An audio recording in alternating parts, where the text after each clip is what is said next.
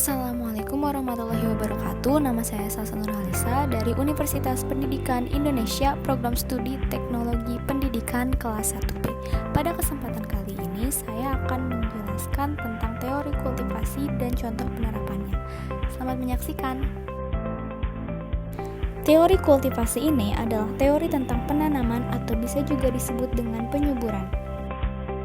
Mengapa disebut demikian? Menurut Wood, kata cultivation sendiri merujuk pada proses kumulatif di mana televisi menanamkan suatu keyakinan tentang realitas sosial kepada halayaknya.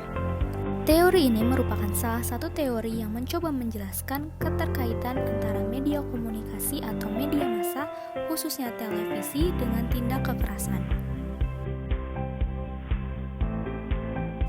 Gagasan tentang cultivation theory atau teori kultivasi ini untuk pertama kalinya dikemukakan oleh George Gardner bersama dengan rekan-rekannya pada tahun 1969.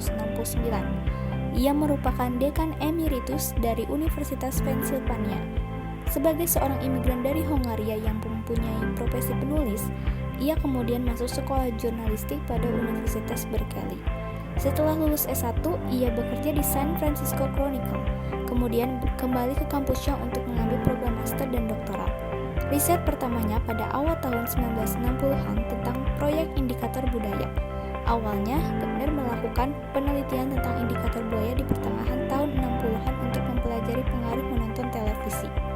Dengan kata lain, ia ingin mengetahui dunia nyata seperti apa yang dibayangkan oleh penonton televisi itu. Teori kultivasi muncul dalam situasi ketika terjadi perdebatan antara kelompok ilmuwan komunikasi yang meyakini efek sangat kuat media massa dengan kelompok yang mempercayai keterbatasan efek media.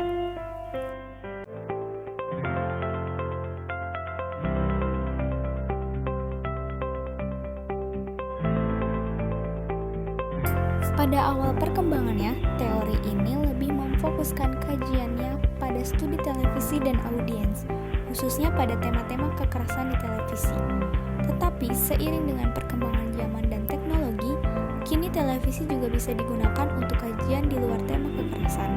Misalnya, seorang mahasiswa Amerika di sebuah universitas pernah mengadakan pengamatan tentang para pecandu opera sabun. Mereka lebih memungkinkan melakukan penyelewengan, bercerai, dan menggugurkan kandungan daripada mereka yang bukan termasuk kecanduan opera sabun. Berdasarkan banyaknya waktu yang dihabiskan untuk menonton, maka penonton dalam teori ini dikelompokkan dalam dua kategori, yakni light viewer atau penonton ringan dalam arti menonton rata-rata 2 jam per hari atau kurang dan hanya tayangan tertentu yang ia tonton, dan heavy viewer atau penonton berat, di mana penonton ini menonton rata-rata 4 jam per hari atau lebih dan tidak hanya pada tayangan tertentu. Pada jenis penonton ringan atau live viewers, cenderung menggunakan jenis media dan sumber informasi yang lebih bervariatif, baik komunikasi bermedia maupun sumber personal. Hal ini menyebabkan efek dari televisi tidak terlalu berdampak pada jenis penonton ini. Sementara pada penonton berat, cenderung mengandalkan televisi sebagai sumber informasi mereka.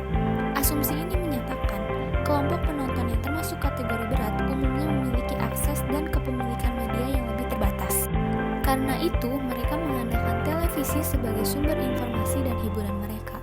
Karena keterpakuan pada satu media ini membuat keberagaman dan alternatif informasi yang mereka miliki menjadi terbatas. Itulah sebabnya kemudian mereka membentuk gambaran tentang dunia dalam pikirannya sebagaimana yang digambarkan televisi. Salah satu contoh penerapan teori kultivasi ini dapat dilihat dari animasi berikut. Terdapat sepasang orang tua yang termasuk penonton berat televisi. Ia melihat pemberitaan tentang tawuran antar pelajar yang menyebabkan seseorang terbunuh. Pemberitaan tersebut membuat kedua orang tua ini resah dan takut menyekolahkan anak-anak mereka. Maka dari itu, akhirnya orang tua tersebut lebih memilih anaknya untuk homeschooling karena takut bahwa anak-anak mereka akan melakukan tawuran seperti halnya yang mereka tonton di televisi.